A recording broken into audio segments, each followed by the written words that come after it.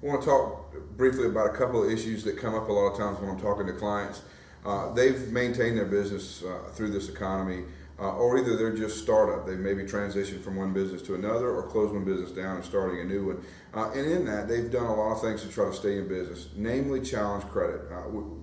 We're seeing a lot of companies that have, they have used their personal credit, credit cards, their own homes, trying to take equity at anything that they had to keep their businesses going. And some, businesses have done that and been successful. We understand that people are going to come. The banks understand that people are going to come with challenge credit. However, they're scoring you against your credit score, and we're not. We're looking at your debtors.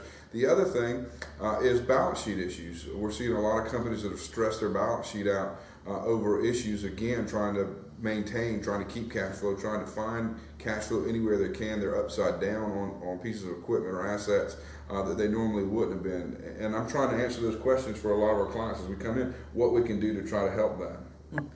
Yeah, I think one good point is everybody's credit is beat up. I don't care if you're on TV or you're the local guy with a small business around the corner. Through 2008, 2009, 2010, even into 2011, it's been very difficult to actually have the proper working capital from a traditional institution. People have had to go elsewhere, whether it's credit card, borrow money. End of the day, it all reflects on your credit score. And at Southstar, that's not one thing that we focus on. We're going to look through that. We're going to say, all right, well, you're doing business for 5 Fortune 500 companies. That's great. Here's a credit line on each of those companies that will give you the adequate working capital so that you can continue to do work and ideally increase the work for each of your higher quality customers. And also to hit on what Dan said about balance sheet issues, if people don't go to let's say their house or hurt their personal credit, they're going to use the assets within their company in order to obtain the proper working capital that they need. So you may owe more on a piece of equipment than it's worth. It may be maxed out. Those payments may be hurting. We're not going to focus that. We're not going to do a traditional balance sheet underwrite. Again, we're going to look at your company, see how you're doing, see how we can help turn it around, and obviously see who you're doing business with.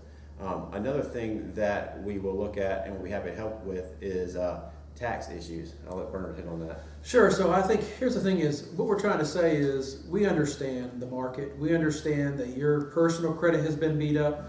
We understand through this economy, 2008, 2009, 2010, some went out of business. The ones that didn't go out of business have got beat up balance sheets. They've got beat up personal credit.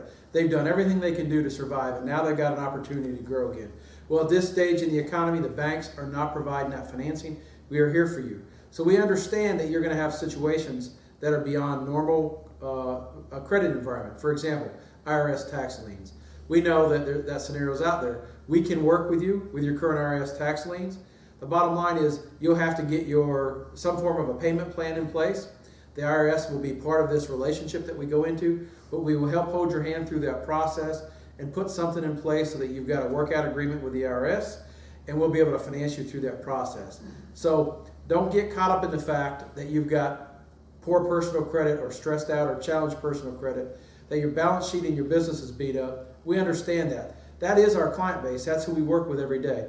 We want to be able to help you grow over the next 2 or 3 years. We hope that your balance sheet will get cleaned up. We'll help you work on your personal credit, and then you'll eventually be able to go back to the bank, to the facility that you had in late 2007 and early 2008. What about customers that say, hey, I've got some type of bankruptcy in my past? Maybe it's been over the last 3 or 4 years, maybe it's been 5 years ago, maybe they're just emerging from it, or maybe there's companies out there that are really right on the verge of doing something like that. Are we able to work through that with some of these companies, and how does that look? Sure. So bankruptcies, same kind of thing.